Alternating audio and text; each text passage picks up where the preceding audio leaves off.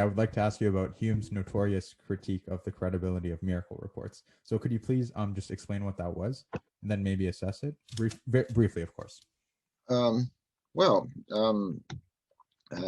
Hume said, putting it not quite in his terms, but in mine, it would always be more rational to suppose that someone had misobserved a purported miracle than that they had observed it correctly.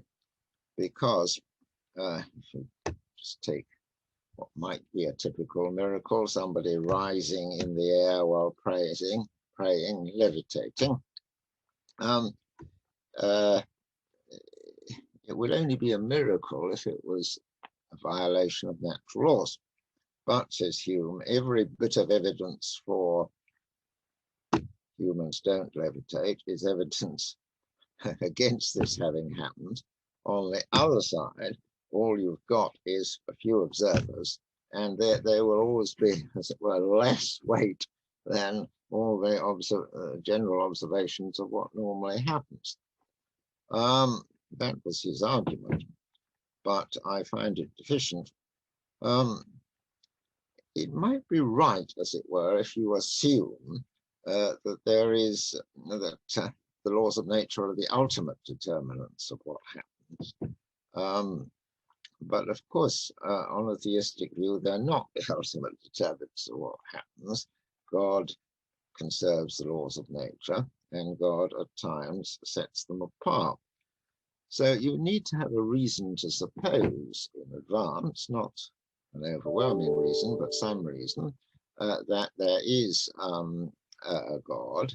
And then it becomes, given that there is some probability that there is a God, then it becomes to some extent probable he has reason for interfering in nature in some cases, simply to show us what he's like, or answer our prayers.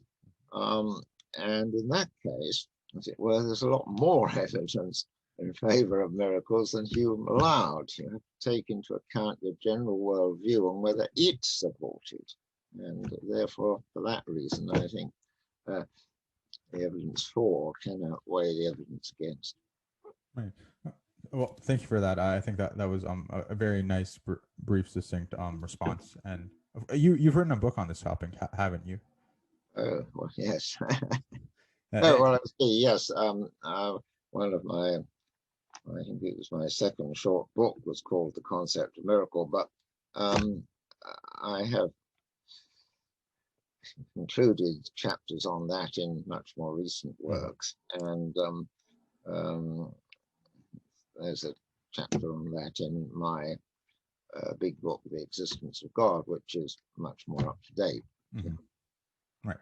Okay. And you've also have, and correct me if I'm wrong, but don't you also address this in your two books, The Resurrection of God Incarnate and Was Jesus God? Yes, I do. But I'm concerned there with just the evidence for one particular miracle, the resurrection.